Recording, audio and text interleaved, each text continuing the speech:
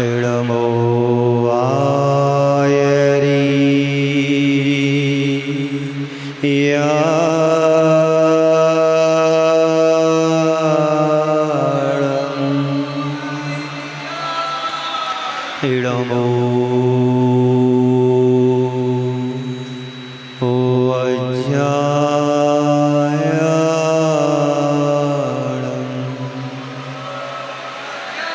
इडमो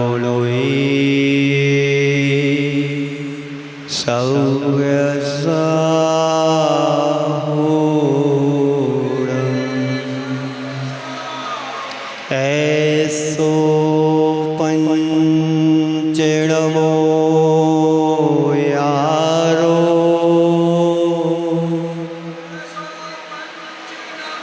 सौए पापड़ा से मंगलाड़ं च सौवे पड़ेवम होई मंगलम। बोलिए पंच परमेष्टि भगवान की, भगवान महावीर स्वामी की, अहिंसा परमो धर्म की, परम पूज आचार्य गुरुवर श्री विद्यासागर जी महाराज की, परम पूज आचार्य श्री समय सागर जी महाराज की,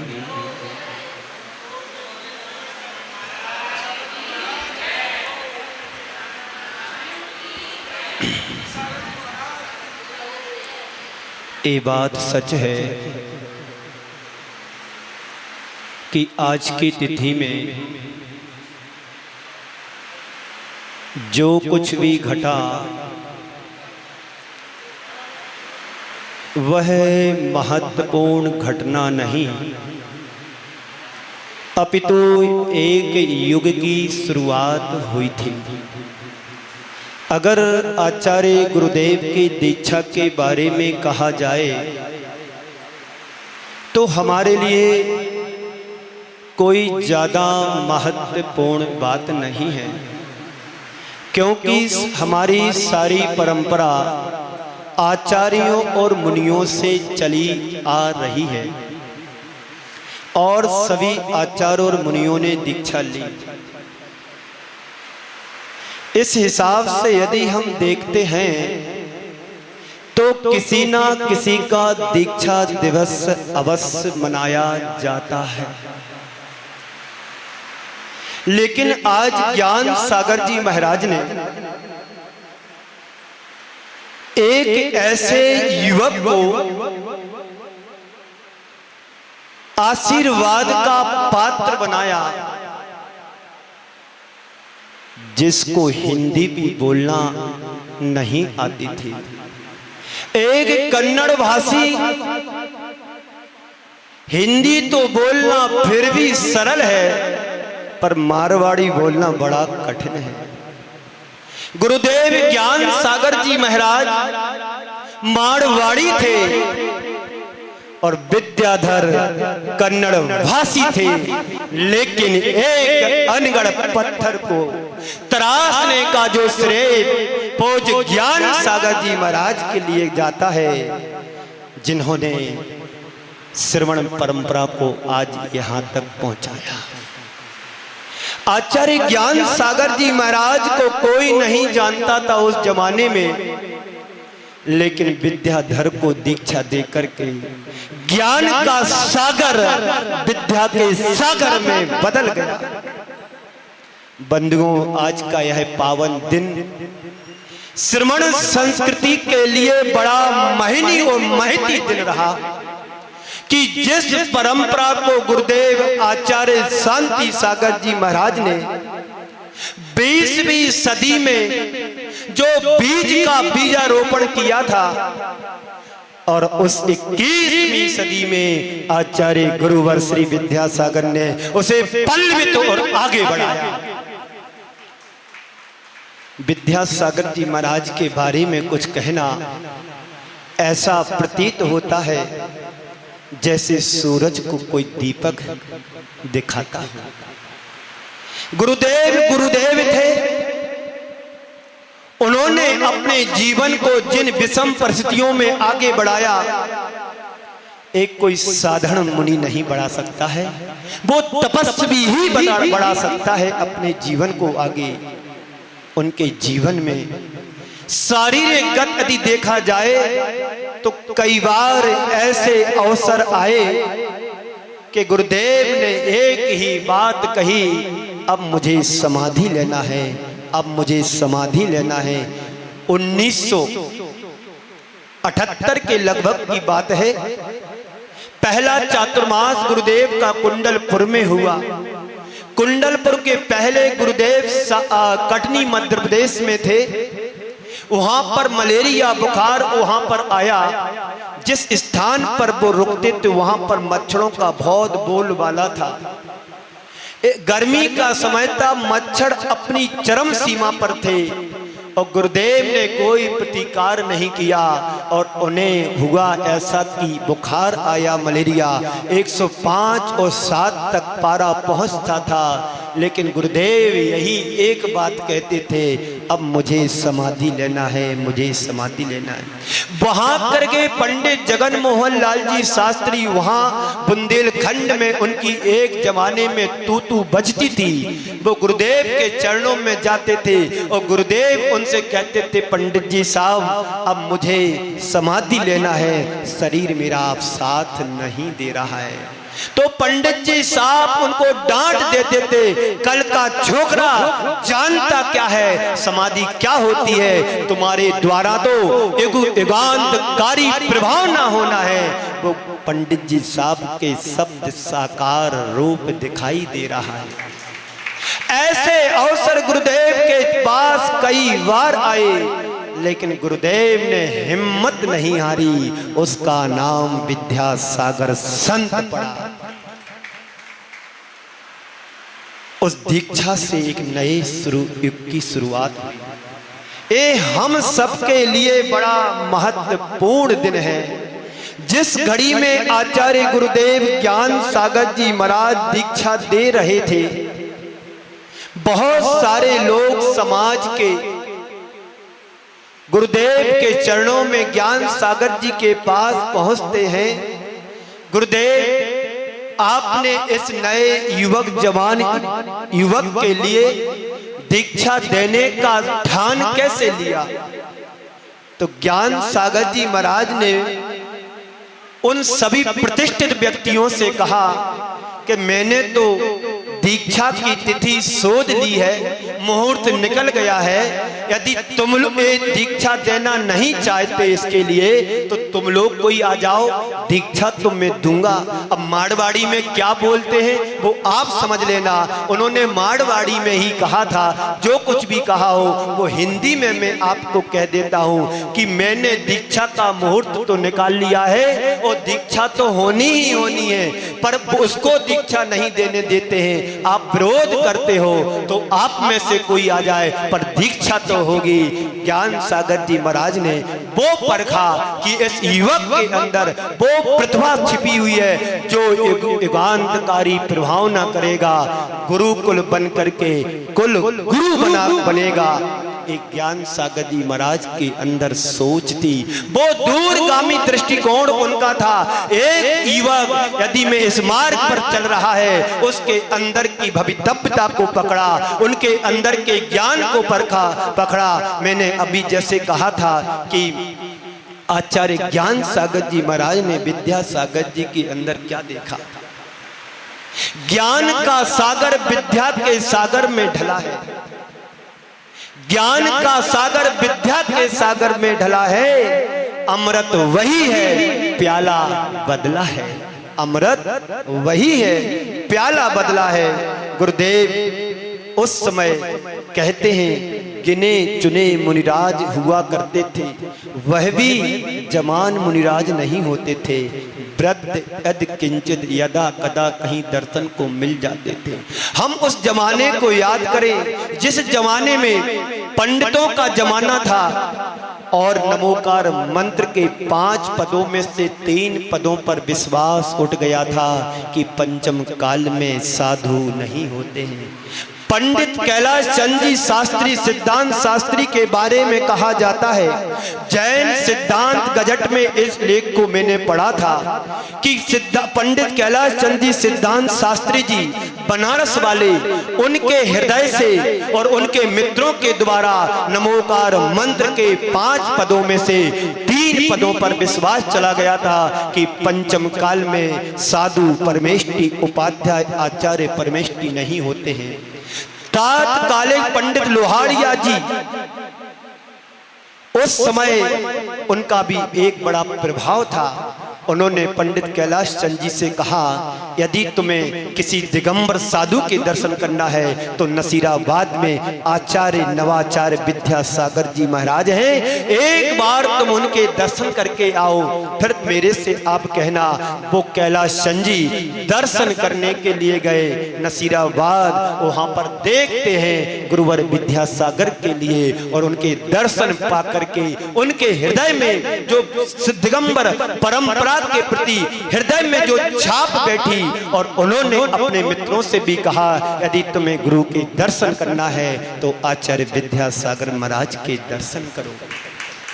मूलचंद लोहाड़िया जी के कहने पर पंडित कैलाश चंद जी शास्त्री जी ने दर्शन किए, और उन्होंने अपने संपादकी में, उस समय जैन के संपादक थे वो पंडित कैलाश चंद जी शास्त्री जी, और उन्होंने लेख लिखा, एक नए नक्षत्र का उदय, एक नए नक्षत्र का उदय।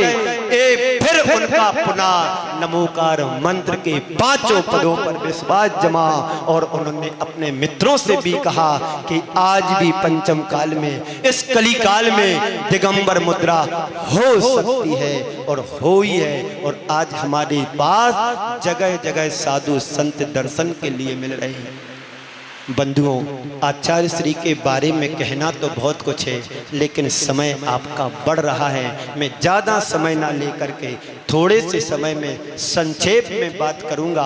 और गुरुदेव के बारे में तो ऐसा कहा जाता है कि उनके बारे में क्या कहूँ मैं, मेरे पास शब्द भी नहीं है जो उनको मैं सुना सकूं, उनसे उनको बता सकूं। हम तो उनके चरणों की धूल भी नहीं है, और उनको मैं सुनाने के लिए क्या कर सकता हूं, लेकिन फिर भी भक्ति बस उनके चरणों में अपनी विनयांजलि अर्पित करने का अधिकार तो बनता ही है। ज्ञान सागर वो सागर थे जिन्होंने एक अनगढ़ पत्थर को तराश करके वो विद्यासागर की मूर्ति बना दी, और आज विद्यासागर महाराज के ज्ञान और उनकी तप की चर्चा देव लोग भी करते हैं। देव लोग भी उनके ज्ञान और तपस्या की चर्चा करते हैं। आप सबने देख लिया होगा, उन्होंने अपने 55-56 वर्ष की संयम की साधना में कभी आडंबर से नहीं जुड़े, कभी प्रभावना से नहीं जुड़े, कभी किसी तरह की अन्य नेसेसरी बातों से नहीं जुड़े। वो एकमात्र सिद्धांत और अध्यात्म के दोनों कूलों से अपने आप को आगे बढ़ाया। एक तरफ सिद्धांत का कूल चलता था, एक तरफ अध्यात्म का कूल चलता था। जैसे दो कूलों के माध्यम से नदी अपने गंतव्य तक पूरी यात्रा कर लेती है, ऐसे ही आचार्य गुरुवर श्री विद्यासागर जी महाराज ने दोनों कुलों के माध्यम से अपनी साधना और तपस्या के माध्यम से अपनी समाधि को साधा समाधि मरण किया। बंधुओं, आज हमारे बीच में आचार्य गुरुवर नहीं है, इस बात का हम सबको बड़ा खेद और दुख होता है, लेकिन उनकी ही प्रतिकृति आज गुरुवर श्री समय सागर जी महाराज हैं, जो परंपरा से, जो अपनी परंपरा को लेकर के आज संघ का निर्वहन कर रहे हैं, संघ का निर्वाह कर रहे हैं। उनकी आज्ञा का हर साधु को पालन करना परम कर्तव्य और आवश्यक होता है। आज गुरुदेव हमारे लिए नहीं है, लेकिन गुरुदेव अपने मुख से अपने ही सुयोग्य शिष्य से कह करके गए थे, उचित समय पर संघ को इकट्ठा होकर के एक पद, आचार्य पद पूज्य समय सागर को, यानी समय सागर को सौंप देना। गुरुदेव की ध्यान में रखते हुए संघ के प्रतिष्ठित महाराजों ने, श्रेष्ठ ज्येष्ठ महाराजों ने संघ इकट्ठा करके पिछले वर्ष से 2024 16 अप्रैल के दिन पूज्य योग के निर्यापक श्रमण श्री समय सागर जी के चरणों में इस पद को सौंप दिया। आज हमारे वो आचार्य हैं और गुरु परंपरा से आचार्य परंपरा आगे चलती रहेगी। कुछ पंक्तियों को सुना करके मैं आप सभी को विराम दूंगा। वहां पर एक पुस्तक, पुरानी वाली पुस्तक, गुरुदेव के चरणों में कुछ पंक्तियां सुना करके मैं विराम देता हूं। ये हम सबके लिए बड़े गौरव की बात है। एक समय था जब लोग मुनियों को मानते नहीं थे, लेकिन गुरुदेव की परम कृपा रही कि आज हमें जगह जगह मुनियों के दर्शन हो रहे हैं। जन्म लेते ही बच्चे गुरुओं के दर्शन पा लेते हैं और आशीर्वाद पा लेते हैं। आज गुरुदेव का प्रताप है और उनकी साधना जो आज हमें जगह जगह दर्शन करने को मिल रहे हैं। लेकिन गुरुदेव ने जो ऊंचाइयों को छुआ वो हम सबके लिए अनुकरणीय है। मैं समझता हूँ अगर गुरुदेव का इस धरा पर जन्म नहीं हुआ होता तो मुनि धर्म पूरी तरह से विलुप्त हो गया होता। 20वीं सदी में चारित्र चक्रवर्ती आचार्य शांति सागर जी ने जो श्रेय जाता है उस श्रेय को आगे बढ़ाने का श्रेय आचार्य विद्यासागर जी के लिए जा रहा है। संपूर्ण भारत वर्ष में मुनियों का मार्ग खोला, मुनि धर्म का परिवर्तन किया और उसे पल्लवित करने का श्रेय आचार्य गुरुवर श्री विद्यासागर जी के लिए जाता है। काश वो नहीं होते, हम और आप कोई यहाँ पर भी आज नहीं होते, सब लोग मुनि विरोधी बन गए होते। ये हमारा और आप सबका परम सौभाग्य है कि ऐसे हम सबके लिए गुरुदेव की वरदानी छत्र छाया मिली। वो इसी कलिकाल में पंचम काल में जन्म लिया। बंधुओं, हम सबका परम सौभाग्य है कि गुरुदेव को हम नहीं, जिन लोगों ने यदि आज से 50-60 वर्ष पहले जन्म लिया होगा तो वो गुरुदेव के दर्शन नहीं कर पाए। लेकिन हम सबका परम सौभाग्य है कि गुरुदेव का दर्शन भी मिला और हमारा जैसे अनेक साधुओं का परम सौभाग्य रहा कि उनके आशीर्वाद के पात्र भी बने। बंधुओं, कहना तो बहुत कुछ है, लेकिन कुछ पंक्तियों को सुना करके मैं विराम देता हूं, क्योंकि आपको भी जाना है। कोई ऑफिस जाएगा, कोई बिजनेस के लिए जाएगा, कोई कहीं जाएगा और भी फिर अन्य कार्य रहते हैं। रोज सुनेंगे गुरुदेव के बारे में। वैसे मैं रोज हर कुछ ना कुछ सुनाता रहता हूं। उनके माध्यम से जो हाइकू लिखे गए हैं उन पर मेरे प्रवचन प्रताप नगर में भी हुए, यहाँ पर भी मैंने दिया और आगे भी आप सभी को सब संदर्भ मिलेंगे सुनने के लिए। इन पंक्तियों से मैं अपनी बात को पूरा करूं। अस्त हो रहे ज्ञान सूर्य ने सोचा था एक दिन की शाम। अस्त हो रहे ज्ञान सूर्य ने सोचा था एक दिन की शाम। मेरे ढल जाने के बाद कौन करेगा मेरा काम। अंधकार में मोहे जगत में ज्ञान प्रकाश भरेगा कौन। मेरे जीवन की बुझती ज्योति को और जलाए कौन। सब योगी कातर दिखते हैं, कोई न दिखता है निष्काम। मेरे ढल जाने के बाद कौन करेगा मेरा काम। मार्ग भले कठिन हो, जो एक बार मार्ग पर बढ़ जाता है पर उसे कठिनाई नहीं दिखती है, मार्ग सुगम और सरल बन जाता है।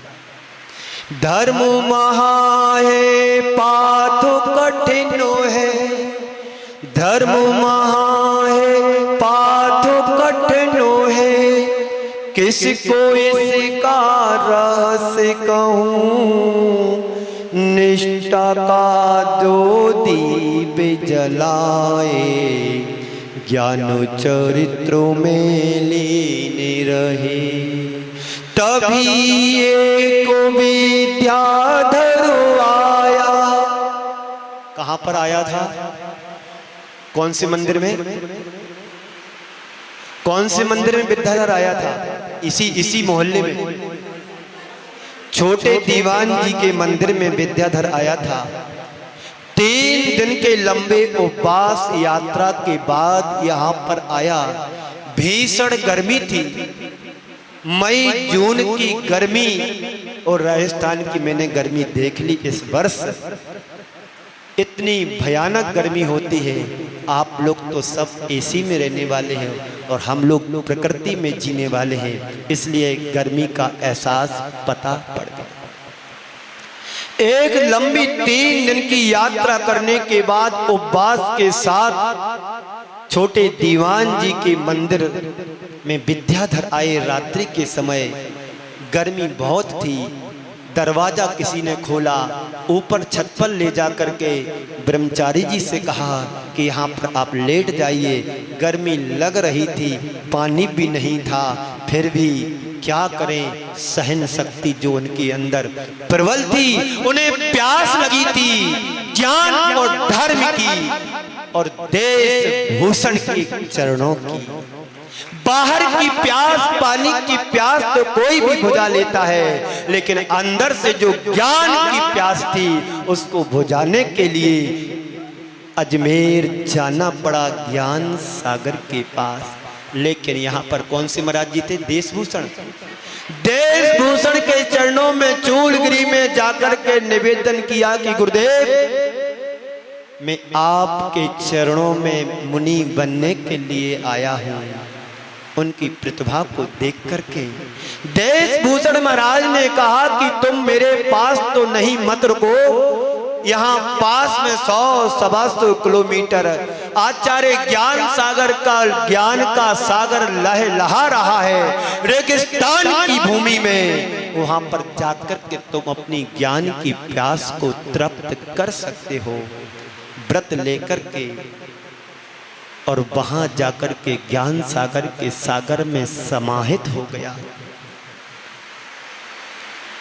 फिर गुरु ने शिक्षा दीक्षा दे, इसके पहले तभी एक विद्याधर आया, दूर कहीं से गुरु के धाम। तभी एक विद्याधर आया, दूर कहीं से गुरु के धाम। मेरे ढल जाने के बाद कौन करेगा मेरा काम। और गुरुदेव क्या कह रहे हैं?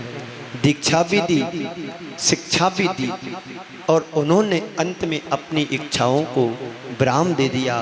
फिर गुरु ने शिक्षा दीक्षा दे, इच्छा जल को जला दिया। स्वयं शिष्य के चरणों में आ बैठिया, हमको गला दिया। पता है आपको, जब ज्ञान सागर जी महाराज का अंतिम समय आया, यानी वृद्धपना आया, अब शरीर साथ नहीं दे रहा है, तो ज्ञान सागर जी महाराज ने अपने ही योग्य शिष्य के चरणों में निवेदन किया कि अब मेरा शरीर साथ नहीं दे रहा है, अब इस पद के लिए आपको संभालना है। तो विद्यासागर ने कहा कि गुरुदेव, मैं इस पद के योग्य कहाँ हूँ जो इसने महती महान पद को मैं संभाल सकूं। गुरुदेव ने कहा, मुझे पता है तुम्हारे अंदर क्या है, और तुम क्या कर सकते हो। मैंने जो कहा उस बात को स्वीकार करो। ज्ञान सागर जी के बार बार प्रयास करने पर विद्या सागर तैयार नहीं हुए, लेकिन अंत में कहा ज्ञान सागर जी ने, आप ये बतलाओ, ठीक है पद तुम्हें नहीं लेना, पर ये बता गुरु दक्षिणा में तू क्या देना चाहता है। गुरु दक्षिणा में क्या देना चाहते हो। बंधन में बंध गए। गुरुदेव जो आप कहो मुझे स्वीकार है। अब ये समर्पण शर्त के साथ नहीं, ये समर्पण हृदय का समर्पण है। जो आप कहोगे वो मुझे स्वीकार है। कभी एक जमाने में अंगूठा देने वाला एकलव्य था ना, अंगूठा देने वाला एकलव्य तो तुम्हें अनेक मिल जाएंगे, लेकिन गुरु के भार को संभालने वाला कोई दूसरा बिरला नहीं मिलेगा। वो एक ही विद्यासागर था जो गुरु पद को संभाला। और चरणों में बैठ करके आप उस दृश्य को आंखों में लाइएगा कि एक क्षण पहले जो सिंहासन पर बैठा हो और अगले क्षण गुरु चरणों में बैठ जाए, इससे बड़ा और अद्भुत उदाहरण इतिहास के किसी पन्ने में नहीं मिल सकता है। बंधुओं, ये सबसे बड़ा अहंकार को गलाने वाला कार्य था, जिसको उंगली आप ABCD सिखाया, आ अनार से लेकर के सिखाया, अक्षर सिखाया, और वही गुरु बनाकर के चरणों में बैठे।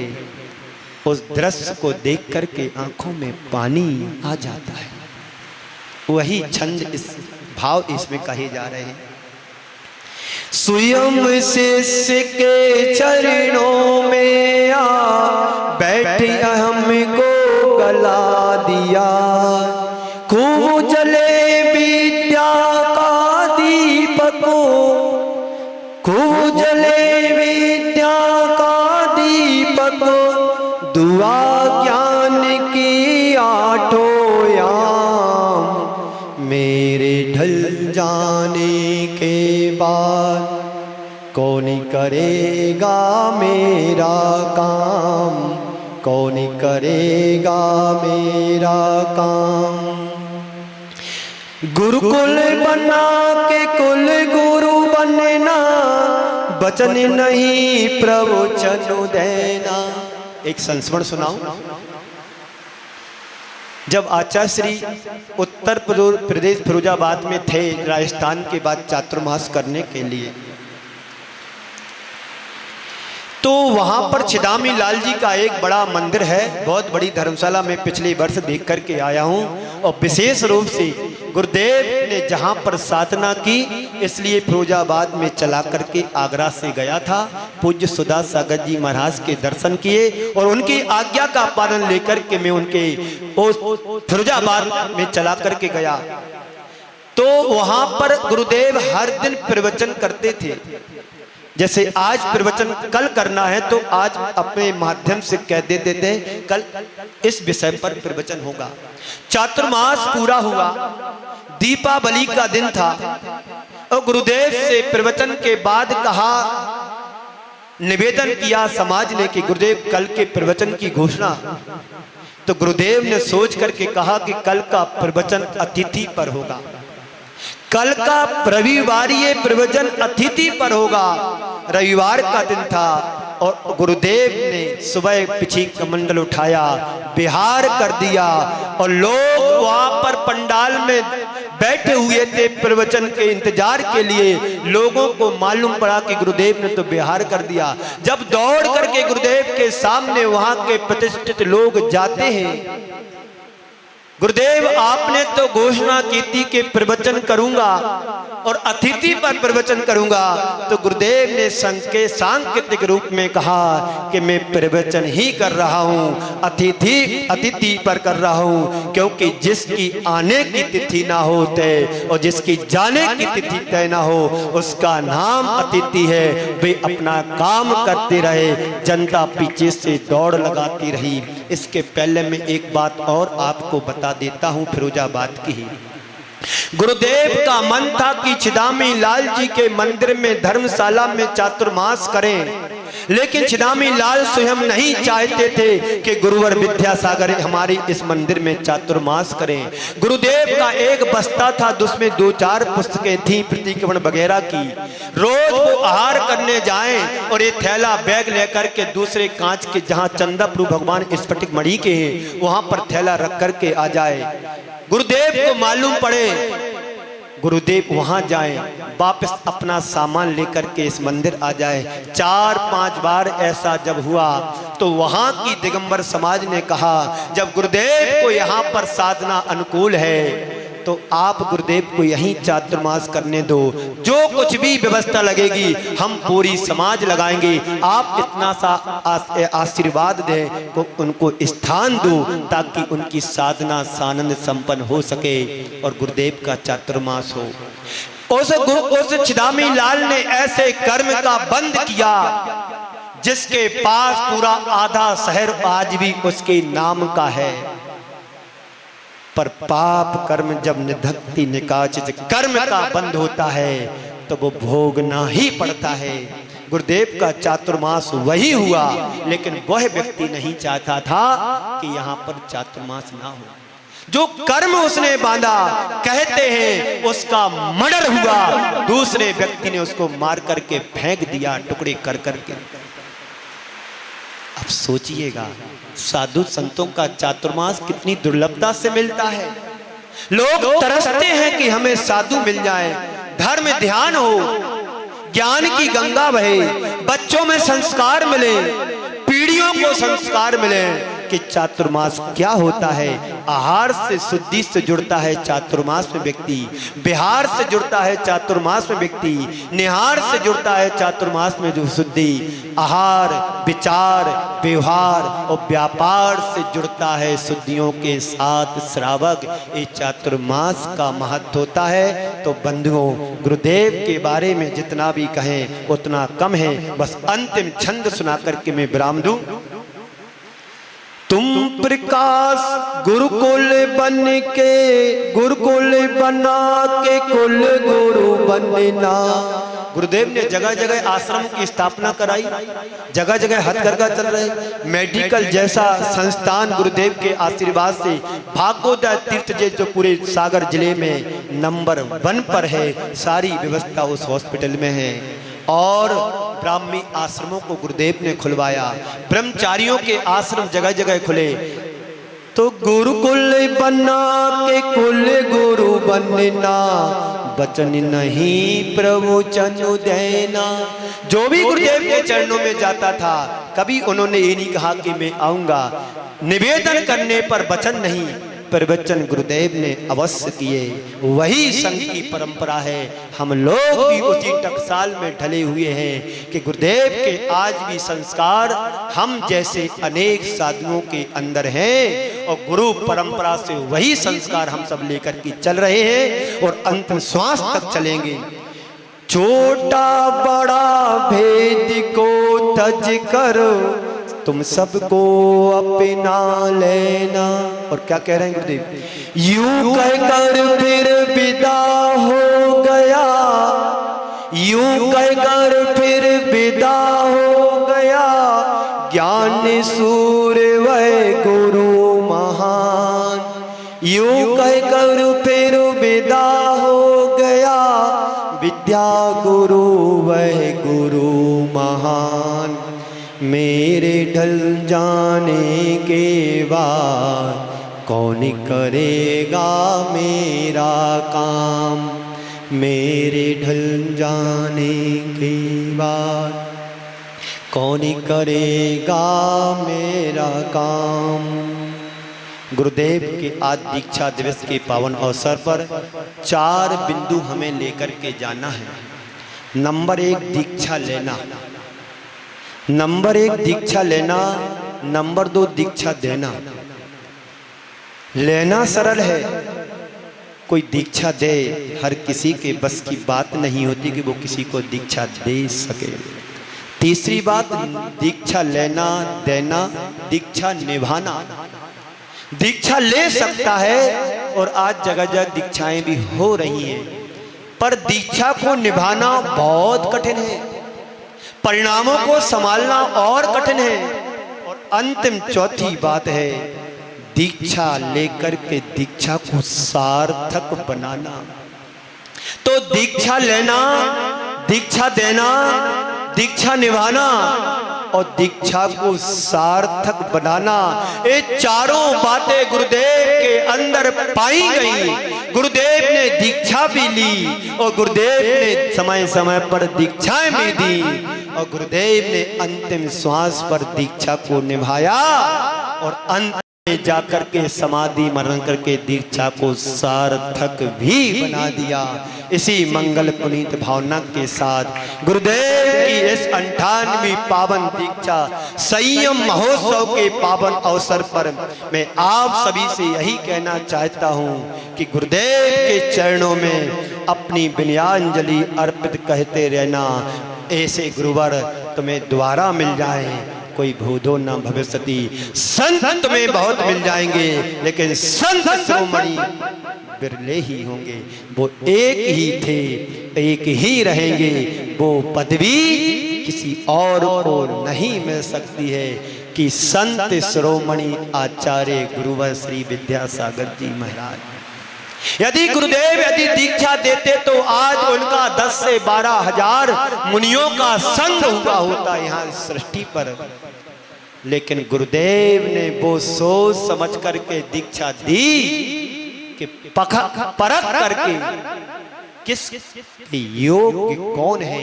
यदि आर्काएं भी दीक्षा देते तो 5-10 हजार आर्काएं तो यूं बन जाती। आज हजारों बाल ब्रह्मचारिणी दीदियां आज भी गुरुदेव का नाम ले रहे हैं और उनके व्रतों के द्वारा अपने जीवन को आगे बढ़ा रहे हैं। आज दीक्षा दिवस का महोत्सव पूरे देश में जगह जगह पर धूमधाम से मनाया जा रहा है। जहां जहां साधु संत होंगे वो मना रहे होंगे और जहां पर नहीं होंगे तो श्रावक समुदाय मिलकर के, समाज मिलकर के गुरुदेव की गुणानुवाद विनयाञ्जलि अर्पित कर रहे होंगे। उसी क्रम में आपकी दिगंबर जैन पारसनाथ जैन मंदिर चैत्यालय, जौहरी बाजार, चौड़ा रोड, चौड़ी सड़क, मुझे पूरा नाम पता नहीं है क्योंकि मैं पहली बार आया हूं और इस भवन से बाहर तो निकला नहीं हूं। जो कुछ भी है आप सभी ने, यहाँ के खंडारे साहब, उनके सभी बाबूजी जो नाम मुझे पता नहीं है, सबके विशेष अथक प्रयास और सहयोग से आज का ये कार्यक्रम सानंद संपन्न हुआ। सभी के लिए बहुत बहुत आशीर्वाद। ये मुनि सेवा समिति के प्रमुख वर्ग हैं। मैं चाहता हूं आज संयम दिवस पर संकल्प लें कि हम अपने इस मुनि परंपरा को पंचम काल के अंतिम समय तक इसी प्रभावना और व्यवस्था के साथ आगे बढ़ाते रहेंगे। क्योंकि मुनि हम बन नहीं सकते हैं तो कम से कम मुनियों के साथ आप अपना व्यवहार निभा करके उनकी सहयोग करें। बिहार में आदि आदि जो व्यवस्थाएं होती हैं और प्रताप नगर वालों के लिए तो आशीर्वाद ही है क्योंकि उन्होंने भी 8 दिन मेरा एक छोटा सा एग्जाम्पल देख लिया, उनका मन बना। अभी कह रहे थे इस वर्ष मेरा चातुर्मास कराने का मन नहीं है। मैंने सोचा अब मन हो ना हो, लेकिन मन वाले हैं पर मनमानी मत करना। मनमाने यानी संगी पंचेंद्री हो, उसको मनमाने बोलते हैं। पर मनमाने होने के बाद भी मनमानी नहीं करना। गुरुदेव का आशीर्वाद यदि तुम्हें मिला है, इसका संपूर्ण रूप से सकल दिगंबर जैन समाज जयपुर का पूरा लाभ उठाना चाहिए। मैं कहीं पर भी रहूं, अपने अपने समय के अनुसार लाभ लेते रहना। जैसे बने तैसे आकर के लाभ लें, मीडिया के माध्यम से लाभ लें, यानी किसी भी तरह से आप लाभ उठाएंगे। अवसर आया है, अवसर का पूरा लाभ लें और जीवन का परम सौभाग्य समझ करके अपने जीवन को आगे बढ़ाने का मार्ग प्रशस्त करें। इसी मंगल भावना के साथ गुरुदेव के चरणों में नमन अर्पित करता हुआ यहीं पर मैं अपनी वाणी को विराम देता हूं। बोलिए परम पूज्य आचार्य गुरुवर श्री विद्यासागर जी महाराज के, परम पूज्य आचार्य श्री समय सागर जी महाराज के और यहाँ की महिला मंडल को बहुत बहुत आशीर्वाद। यदि वो उपस्थित नहीं होते तो इस कार्यक्रम में बड़ा आनंद नहीं आता। महाराज श्री के प्रति मेरी यही भावना है, हमारी भी नमोस्तु। महाराज श्री अब जैसी जहाँ पर जो व्यवस्थाएं होती हैं अपन को उसको एडजस्ट करके चलना है, लेकिन मैं आपसे कहना चाहता हूँ आप तैयार रहें। दीपावली के बाद पुनः अपनी यात्रा प्रारंभ होगी। जहाँ तुम रहें वहाँ हम रहें और जहाँ हम रहें समर्पण के साथ तुम रहोगे। तो मैं तय मान करके चला कि दो नहीं अनंत की यात्रा अनंत बन करके करना है। उस अनंत की यात्रा का अंत भी हम सबको करना है। तो इसी भावना के साथ ओम शांति। जावाणी के ज्ञान ते सूजे लोका लोक सोबाणी मस्तक नमो सदा नेति होडो। हे जिनवाणी भारती तोय जपू दिन रैन, जो तेरी शरणा गहे सो पावे सुख चैन। सभी जन का ईश्वर करेंगे।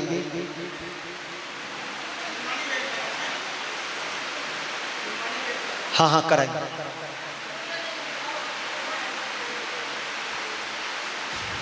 अभी कोई जाना नहीं। जिन्होंने माँ जिनवाणी को दान करने का समर्पण करने का मन बनाया भाव बनाया वो सभी आएंगे क्रम से। यहाँ से साथ लेते जाएं, एक महाराज जी के पास एक हमारे साथ दान करते जाएं, क्योंकि आज संयम का महोत्सव है, गुरु दीक्षा का दिवस है। तो हमें माँ जिनवाणी गुरु कर कमलों में समर्पण करने का बड़ा अच्छा है। और ये साथी सब पुण्य का बंध है। एक ग्वाले ने शास्त्र दान किया था, वो आचार्य कुंद कुंद देव बन गए, जिनकी परंपरा आज हमारे तक पहुंची है। हम भी शास्त्र दान करें। राशि कमेटी के माध्यम से बहुत नॉर्मल है, 500 रुपए की राशि है। एक दान करें, परिवार में पुण्य की प्राप्ति करें। आइए, नाम बोल रहे हैं भाई साहब, नाम बोल रहे हैं। नहीं, जिन्होंने नाम लिखा है वो आ जाए, सब आ जाए।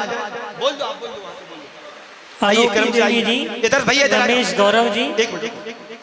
दीदी इधर आओ, साथ में आ जाओ। शकुंतला विलाला जी, जल्दी आओ भैया, जल्दी आओ।